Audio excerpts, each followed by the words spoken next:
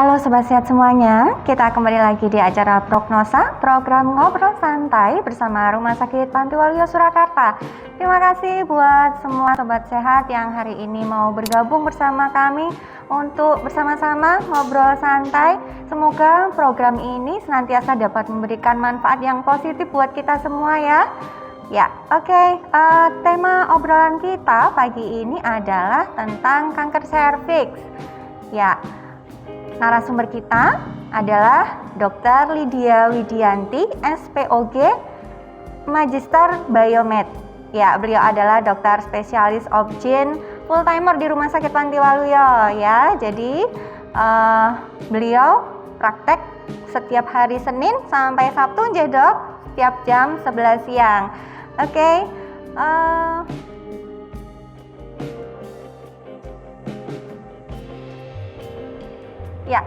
Jangan lupa bagi semua sobat sehat yang memerlukan layanan di Rumah Sakit Pantiwaluyo, Rumah Sakit Pantiwaluyo aman ya, karena kami semua sudah melakukan protokol kesehatan dengan ketat. Jadi nggak usah khawatir, nggak usah takut, nggak usah bingung-bingung kalau semuanya sobat sehat pengen mendapatkan pelayanan kesehatan. Jangan sungkan-sungkan untuk datang ke Rumah Sakit Pantiwaluyo ya. Dan jangan lupa kami selalu menghimbau kepada semua sobat sehat untuk terus melakukan 5M. Memakai masker, mencuci tangan, menghindari kerumunan dan menjaga jarak serta mengurangi mobilitas ya. Jangan berkerumun dulu, jangan suka ngafe dulu, kita jaga diri, jaga keluarga kita masing-masing dan jaga sesama kita supaya kita selalu dihindarkan dari virus COVID yang sampai saat ini masih terus berada di sekeliling kita ya. Nah, jangan lupa dalam program kita ini teman-teman semua bisa membuka atensi lewat kolom komentar. Nanti akan kami sampaikan kepada Dr. Lydia. Kalau ada yang ingin bertanya sesuatu, silahkan langsung tulis saja ya. Bagi sobat sehat yang mungkin nanti ketinggalan, bisa memutar ulang program kita pagi ini di IGTV RS Pantiwaluyo Surakarta atau kunjungi channel YouTube kami di RS Pantiwaluyo. Jangan lupa like, share, dan subscribe ya. Selamat pagi dokter. Selamat pagi. Bagaimana kabarnya pagi ini? Sehat ya dok? Dokter, pagi ini kita mau bicara tentang kanker serviks ya dok ya. Sebenarnya apa sih dok kanker serviks itu dok? Jadi kanker serviks adalah kanker yang menyerang pada serviks atau mulut rahim ya. Jadi pada seorang wanita kanker serviks ini kejadiannya juga cukup banyak ditemukan dan prevalensinya masih sangat tinggi sekali di Indonesia. Jadi dia menyerang di organ serviks atau organ mulut rahim bahasa awamnya. Jadi kanker serviks itu sama dengan kanker mulut rahim. Ya. Apakah bisa dibilang begitu dok? Betul. Iya. Kanker serviks sama dengan kanker mulut rahim. Jadi dia kalau saya membayangkan kalau rahim itu kan bentuknya begini ya dok, kayak segitiga ke bawah gitu ya dok. Itu jadi dia di ujung di paling bawah atau bagaimana? Iya. Gitu ya dok? Lalu seperti apa ya dok gejalanya dok? Jadi kanker serviks itu ada gejala yang paling awal yang paling bisa dideteksi yaitu dengan adanya keputihan yang tidak normal. Jadi keputihan yang tidak normal adalah keputihan yang terus menerus. Jadi tidak bergantung pada fase-fase atau siklus menstruasi atau masa subur. Jadi di luar itu pun keputihan masih berlangsung. Dan umumnya memang dia keputihannya tidak menimbulkan rasa gatal. Jadi dia akan keluar terus itu keputihan di gejala awalnya. Kemudian kalau sudah gejala yang lebih lanjut itu selain keputihan adalah juga perdarahan saat berhubungan. Kemudian perdarahan di luar fase menstruasi. Kemudian juga nyeri setelah dipakai berhubungan dan juga ada bahkan ada gangguan dari BAK dan BAB. Gitu. Itu kalau sudah masuk ke stadium yang berat ya, gejalanya seperti itu. Ini dok, kalau misalnya masih gadis misalnya, belum bersuami gitu, apakah gejalanya juga sama seperti yang tadi dokter sampaikan? Gejala yang seperti itu adalah gejala umum. Jadi Ya? bisa mengenai pada seluruh wanita yang sudah pernah, khususnya sudah pernah melakukan hubungan seksual. Oh begitu ya. Jadi dok, kalau melihat gejalanya seperti itu, sebenarnya kanker serviks itu penyebabnya apa ya dok? Oke, jadi kanker serviks itu penyebabnya karena infeksi human papilloma virus ya, atau HPV di tipe 16 dan 18 itu yang jadi penyebab dari kanker serviks. Oh gitu. Jadi si virus itu masuk melalui hubungan Betul. Jadi suami istri. Virus ini dia masuk lewat hubungan selain hubungan seksual juga lewat bisa lewat proses persalinan yang terus-menerus. Jadi ada faktor predisposisi ya. Jadi ada faktor-faktor resiko. Banyak anak, kemudian riwayat persalinan yang banyak ya, jadi persalinan normal yang lebih dari 4, kemudian menikah dan pernah berhubungan di usia di bawah 20 tahun. Oh gitu. Jadi pernikahan dini itu meningkatkan resiko seseorang terkena kanker serviks ya dok? Oh iya. Oke. Lalu tadi sudah sedikit sih disampaikan orang-orang yang berisiko gitu ya dok. Ini mungkin bisa lebih dijelaskan lagi.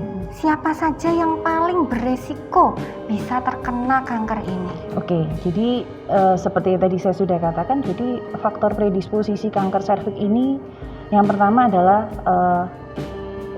pada seorang wanita yang sudah melakukan hubungan seksual itu sudah memiliki resiko untuk terkena kanker serviks.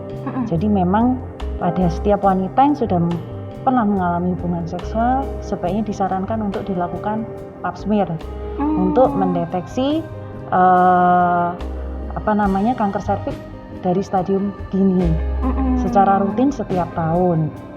Nah kemudian untuk yang paling sangat beresiko adalah yang semakin mereka menikah di usia yang sangat muda, jadi di bawah 20 tahun, resiko terkena kanker serviks jauh lebih tinggi dibanding mereka yang menikah di usia yang sudah lebih cukup seperti itu. Kemudian juga riwayat berganti-ganti pasangan seksual atau multi partner, jadi sering berganti pasangan seksual juga akan meningkatkan resiko terkena kanker ini ya, lewat paparan infeksi human papilloma virus tadi. Kemudian juga dikatakan ada perokok yang berat atau perokok pasif juga itu meningkatkan kejadian kanker serviks juga. Kemudian daya tahan tubuh yang lemah, imunitas yang menurun karena ada penyakit-penyakit penyerta yang lain itu juga bisa. Dan juga dari beberapa penelitian terbaru dikatakan pada pengguna pil KB yang jangka panjang, kemudian KB suntik yang jangka waktu yang sangat panjang juga bisa meningkatkan resiko terkena kanker serviks. Oh gitu ya. Jadi kalau KB juga bisa meningkatkan resiko ini dok, iya, ceritanya? Dalam jangka waktu yang panjang. Jadi penggunaan pil KB atau suntik KB yang 1 bulan itu khususnya. Jadi yang jangka panjang sekali memang bisa ada resiko. Peningkatan resiko iya, ya dok? Betul. Oh gitu ya. Oke. Saya agak tergelitik dengan cara virus ini masuk. Apakah cuman harus lewat hubungan seksual atau mungkin barangkali perilaku yang lain yang bisa juga menjadi jalan masuknya si virus ini dok? Iya, sampai saat ini memang dikatakan lewat hubungan seksual betul. Jadi karena virus human papilloma ini dia mengenai epitel di di mulut rahim, di serviksnya langsung. Jadi paparan itu yang menimbulkan terjadinya pembelahan yang nggak normal di mulut rahim. Nah, itu pembelahan yang nggak normal sel-sel di mulut rahim sehingga mengakibatkan terjadinya kanker. Oh gitu. Jadi memang timbulnya itu dari pembelahan sel yang tidak normal di area mulut rahim cervix ya. Jadi cara masuknya sampai saat ini ditemukannya ya memang melalui hubungan seksual ya dok ya. Oke, baik. Lalu kapan seseorang ini harus memeriksakan diri untuk mendeteksi awal, dokter? Jadi yang sudah saya katakan tadi, memang setelah seorang wanita itu berhubungan seksual, berhubungan suami istri, baik itu yang sudah menikah ataupun yang belum, memang sangat disarankan untuk dilakukan pap smear ya, secara rutin setiap tahun 1 kali. Oh gitu, secara rutin setiap tahun 1 kali. Wah, ini saya nggak rutin ini dok. Habis ini rutin ya mbak? Habis ini harus rutin ya dok? Oke. Kalau ada yang mau pap smear bisa langsung ke Panti Waluya dengan dokter ya dok? Bisa. Oke, baik. Lalu pemeriksaan apa saja yang kira-kira nanti dilakukan untuk mendeteksi kanker ini dok? Selain pap smear mungkin ada pemeriksaan yang lain gitu dok? Oke, jadi yang paling murah dan paling mudah dan paling praktis yang di negara kita itu memang pap smear itu. Oh gitu. Untuk mendeteksi ya dari adanya mulai dari prakanker serviks, kemudian sampai ke kanker serviks. Jadi dari prakankernya pun sudah bisa terdetek dari pap smear. Dengan pap smear nanti ini, jika memang ada positif, ada hasil dari prakanker serviks, nanti akan dilakukan pemeriksaan lanjutan yaitu biopsi seperti itu. Tapi memang untuk screening awal yang paling praktis ya pap smear itu. Oke. Nanti kalau misalnya dari pap smear ini ada kemungkinan mengarah ke sana gitu, terus selanjutnya apa dok yang dilakukan dok? Jadi nanti selanjutnya akan dilakukan biopsi ya. Jadi dia akan pengambilan jaringan untuk menegakkan diagnosa ini sudah masuk ke tahap kanker serviks seperti itu. Dan kemudian untuk stadiumnya nanti akan dilakukan pemeriksaan oleh dokter kandungan masing-masing di tempat bisa di setiap tempat. Oke, baik. Mudah, ya.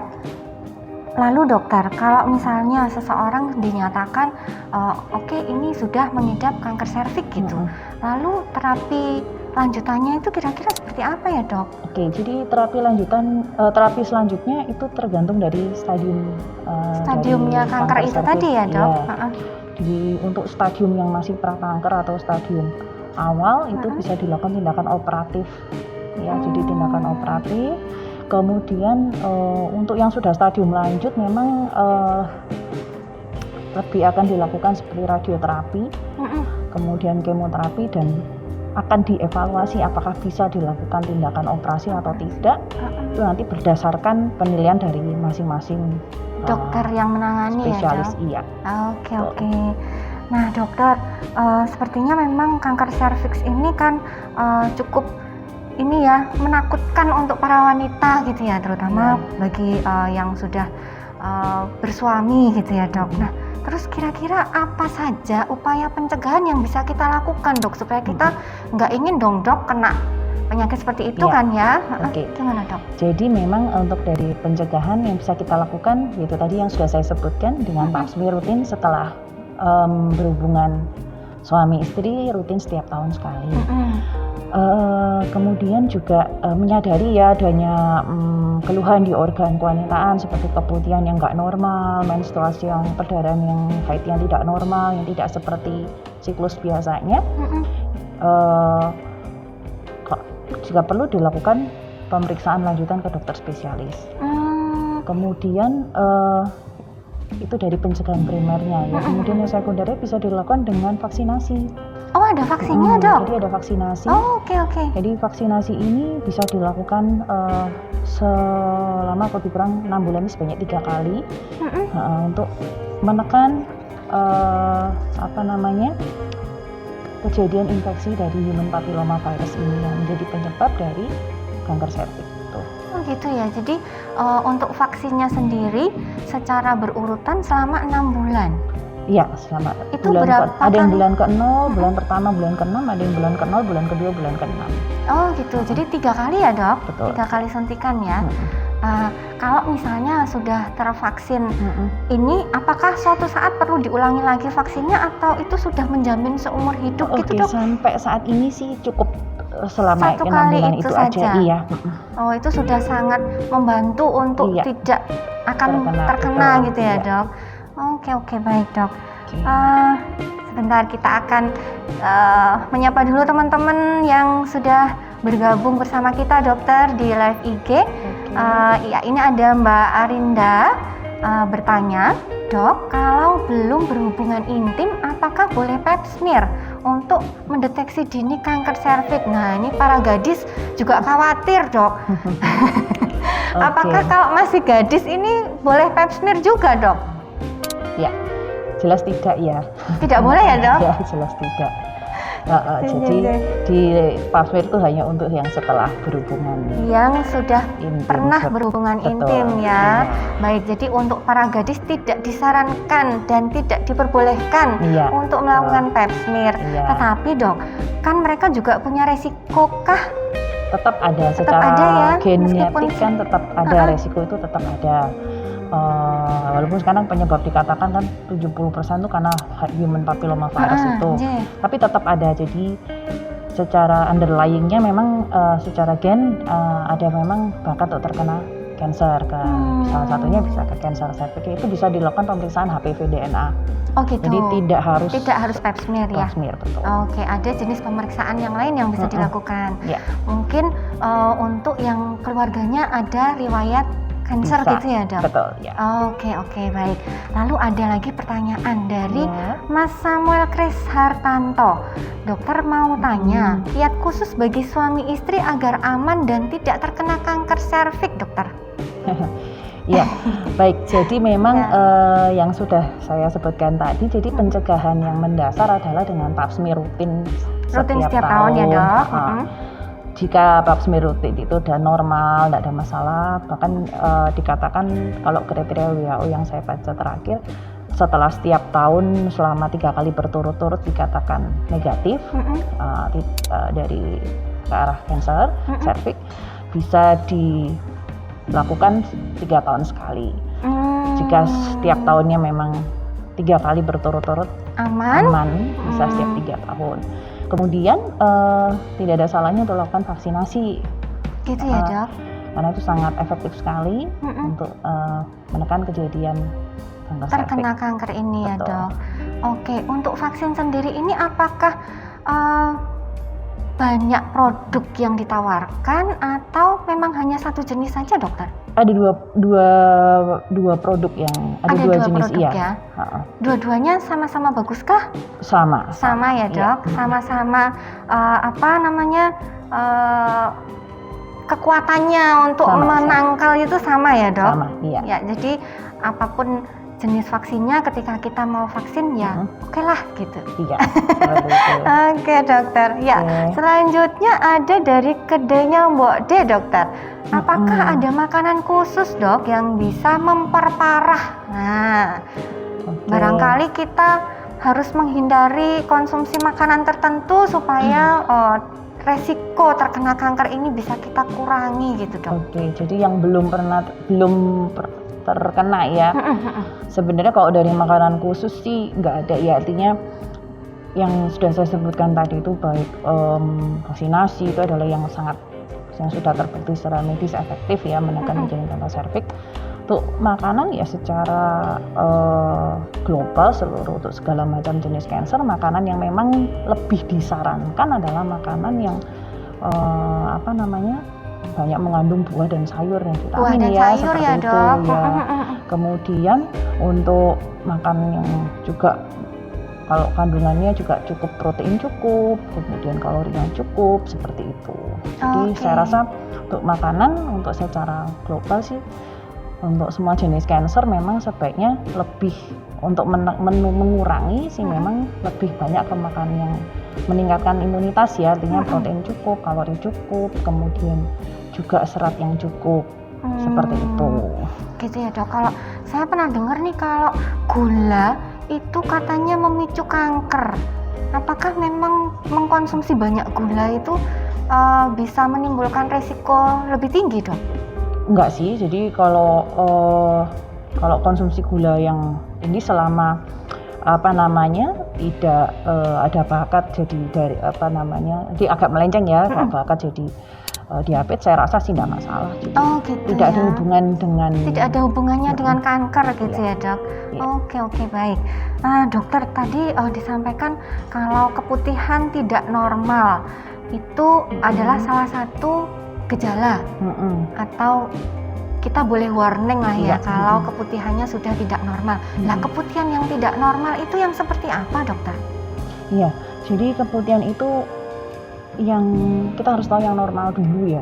Kalau yang normal keputihan yang normal apa? adalah keputihan yang biasanya muncul pada saat fase-fase siklus reproduksi tertentu. Jadi fase-fase mau menuju menstruasi, kemudian saat masa subur. Nah, itu di situ kan akan biasanya akan timbul keputihan yang umumnya dia tidak sampai berbau, kemudian juga kadang-kadang tidak gatal kan. Itu adalah keputihan yang normal. Nah, keputihan yang nggak normal bisa macam-macam, bisa karena bakteri, karena jamur. Ya, yang karena bakteri atau jamur biasanya sih memang kalau karena jamur sih gatal, kalau karena bakteri bisa nggak gatal, biasanya nggak berbau juga kalau karena bakteri ya. Dan biasanya itu karena perubahan normal flora aja. Jadi karena daya tahan tubuh seorang itu menurun, kemudian timbul keputihan itu. Tapi kalau keputihan untuk yang khas ke kanker serviks itu biasanya keputihannya dia akan terus menerus. Dia tidak setiap hari gitu, Dok? Betul. Jadi dia akan tidak tergantung pada fase-fase siklus reproduksi seorang wanita. Jadi dia akan muncul terus, kemudian dan semakin lama kan semakin berbau dan tidak nyaman ya, pasti seperti itu. Dan kadang-kadang keputihannya sampai encer seperti seperti air seperti itu. Jadi keluarnya dia encer ya, seperti itu. Ya, itu sudah mulai tidak normal itu berarti ya, Dok. Jadi sebaiknya segera memeriksakan diri. Paling tidak segera pap smear gitu ya, Dok. Paling tidak pap smear. Oke, baik. Ada pertanyaan lagi, Dok, dari Sobat Sehat yang bergabung. Dari Mbak Vensana. Dok, mengenai pil KB, bagi yang sudah mengkonsumsi pil KB dalam jangka waktu yang lama, bagaimana solusinya? Apakah perlu dijeda dulu untuk konsumsi pil KB-nya supaya tidak beresiko terkena kanker serviks tadi, Dok?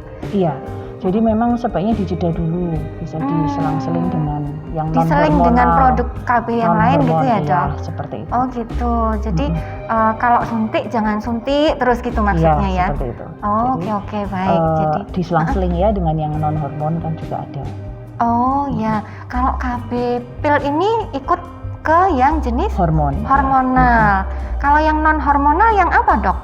Ya, yang non hormonal ada IUD dan ada KB yang sifatnya sementara, ada yang permanen. Yang sementara tuh IUD. Kemudian permanen steril ya. Oh, oke. Jadi bisa diseling antara mungkin kalau mau pakai IUD, habis itu bosen nih pakai IUD, besok pil KB gitu. Ya, seperti itu. Harus diselang-seling gitu ya, Dok? Iya, jadi jangan dikonsumsi dalam jangka waktu yang terus-menerus dan sangat lama. Satu produk itu terus gitu, malah justru tidak bagus ya, Dok? Dikatakan dari beberapa penelitian memang tidak disarankan lagi seperti itu untuk jangka yang terlalu lama. Oh gitu, ya. Oke, ini ada pertanyaan lagi, Dokter. Dari Mas Samuel Kris Hartanto lagi. Dokter, sering menggunakan obat oles atau jamu-jamu untuk wanita, apakah juga dapat mengakibatkan kanker serviks, Dok? Ini mungkin maksudnya jamu-jamu kayak ini ya, beras kencur, kemudian kunyit asem gitu kan. Kadang wanita suka minum itu, Dok, kunyit asem ya? Enggak ya. Tidak ya? Tidak mengakibatkan. Oke, kalau dioles itu maksudnya apa ya? Apa obat oles untuk apa ada nih, Dok, obat oles untuk bagian kewanitaan gitu mungkin? Maksudnya mungkin atau sabun-sabun itu mungkin ya, Dok? Belum ada penelitian mengatakan memang ada kaitan ada hubungan dengan kejadian kanker serviks. Jadi tidak masalah ya dok sebenarnya Tidak kalau kan banyak tuh dok produk sabun-sabun untuk program organ kewanitaan itu selama memakainya masih dalam batas yang baik-baik saja saya rasa nggak masalah ya dok? Tidak masalah. Oke baik, ya begitu teman-teman. Kalau misalnya nanti masih ada yang pengen berdiskusi dengan Dokter Lydia atau pengen konsultasi atau aduh kok aku agak-agak gimana ya tadi setelah mendengarkan kok pengen ketemu sama dokter, silahkan datang ke Rumah Sakit Panti Waluyo. Bisa ketemu dengan Dokter Lydia langsung di jadwal prakteknya Senin sampai Sabtu jam 11 atau bisa juga lewat telemedicine ya. Sekarang kita sudah punya telemedicine dan Dokter Lydia juga melayani untuk telemedicine tentunya dengan jadwal ya. Hari Senin sampai Sabtu dengan perjanjian. Nah, info lengkapnya untuk telemedicine ini bisa telepon melalui 0271 7120077 atau WA kami di 081 5671 7076. Nah, jangan lupa ya, tadi untuk teman-teman sobat sehat semua yang ketinggalan obrolan kami pagi ini bisa mengunjungi IGTV RS Panti Waluyo Surakarta atau mengunjungi channel YouTube kami di RS Panti Waluyo dan jangan lupa like, share, dan subscribe. Oke, baik. Jangan lupa 5M-nya, jangan lupa tetap jaga diri, jaga keluarga, dan jaga sesama. Pakai masker, cuci tangan, hindari kerumunan, menjaga jarak, dan mengurangi mobilitas. Semoga kita semua selalu dihindarkan dari penyakit dan kita selalu sehat ya sobat sehat semua. Jangan lupa untuk terus menyaksikan dan bergabung dengan program-program kami selanjutnya yang tentunya pasti pakai tema-tema yang menarik dan akan menambah pengetahuan kita semua. Oke, baik, terima kasih sekali Dokter Lydia sudah bersedia untuk berbagi ilmu, memberikan pencerahan kepada kita semua. Semoga dokter selalu sehat, selalu sukses pelayanannya, Tuhan berkati. Ya, selamat siang semuanya sobat sehat. Kita bertemu lagi di program yang lain.